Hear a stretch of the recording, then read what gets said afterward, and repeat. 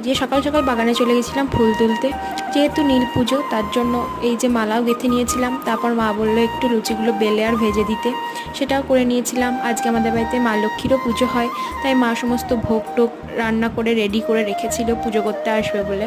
চলো তোমাদের সাথে একটু শেয়ার করে নিই। আর তারপরে তো আজকে ঘরে ঘরে বানেশ্বর আসেন সবার বাড়িতেই, আর জল ঢালা হোম তো সব বিকালে, তো সেগুলো হোক, তারপর তোমাদের সাথে আমি শেয়ার করছি। আর এই যে দেখো এসেছিলেন বানেশ্বর, সেটা তোমাদের সাথে একটু শেয়ার করে নিলাম।